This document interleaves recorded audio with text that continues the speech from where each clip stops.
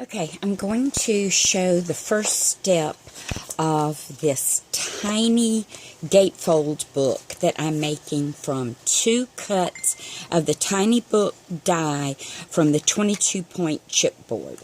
So I've got them cut and I've done the folds. So I'm going to start with the back side first. And the reason I'm using this is just a straight edge so that I can make sure that it's as straight and even as possible.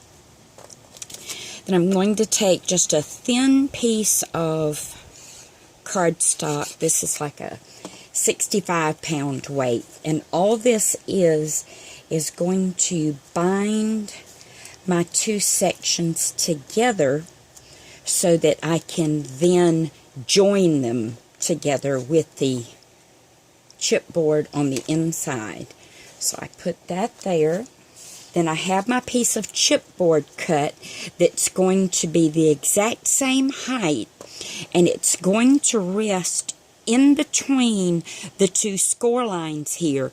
So when this folds up to make the little gatefold closure, it's not going to be inhibited from that fold line or the crease line where it folds. So now I'm just going to, and I trimmed this piece. I'll tell you what size I trimmed it to in just a sec. I could have measured it again before I started this, but too late, already started. So, making sure that all of that is even, and then press it into place.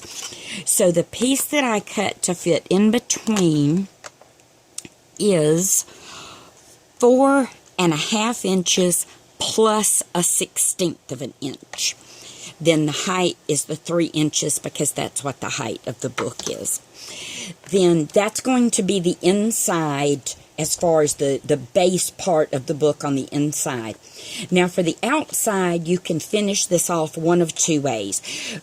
Since this is here to hold this together and kind of take up that seam, you could either begin with your patterned cardstock, or you can add another layer on top of that just for a little more stability on the back side of the book, and then still go back and add all of your layering.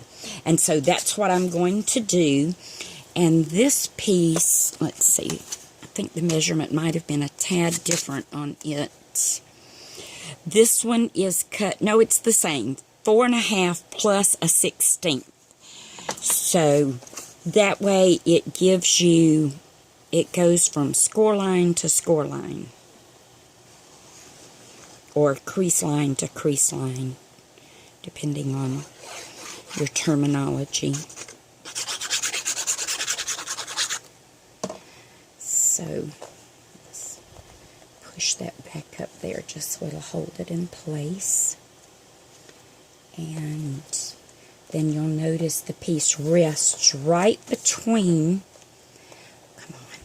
right between the 2 lines. Same way on the inside, and that's what you want. So as I begin to do more to it, I'll show you more steps.